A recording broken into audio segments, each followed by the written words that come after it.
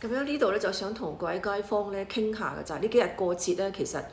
冬奧會啊嗰啲新聞都係好勁嘅，咁樣啦，最鋪天蓋地，無論響北美又好，響中文媒體中國又好，最廣泛報導嘅就係花樣滑冰嗰個冠軍啊，華裔嗰個劉美嫻啊，咁啊真係好叻女嚇，真係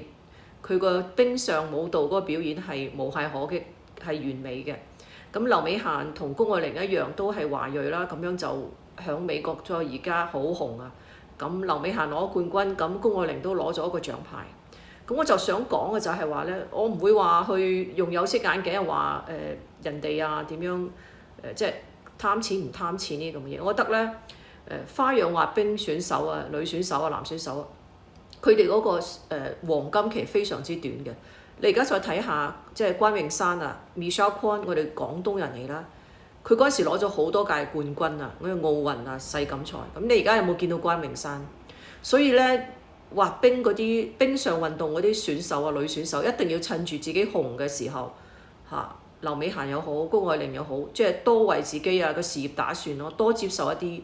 即係能夠攞到幾多贊助就攞幾多贊助，你趁住自己紅，而家所有嘅媒體都報導你嚇，無論係美國同埋中國。咁美國嗰度好似劉美嫻嘅話，佢就應該好注意，佢同佢爸爸就好應該注意嗰個運財啦嘛，運籌帷幄運財，即係要點樣去財富運作，你要多接受一啲即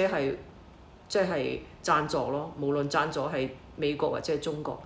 相對嚟講，美國嘅贊助係比唔上對運動員嗰個贊助，對冰上運動員嘅贊助係遠遠比唔上中國㗎。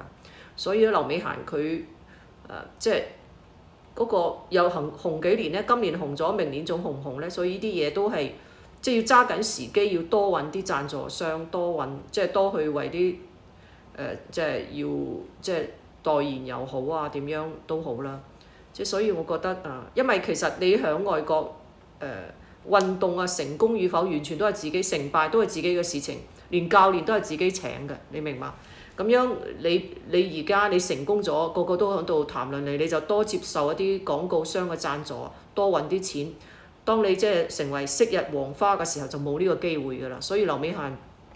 而家個個都喺度講緊嘅人物啊，咁佢就應該要運用呢個時間咧，多為自己即係個事業啊、財富要多努力。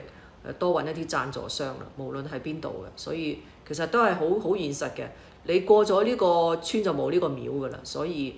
運動員啊，冰上運動員嗰個黃金時機係非常之短嘅，時間好短嘅，要揸住機會為自己嘅財富啊，要去打造自己嘅財富啊。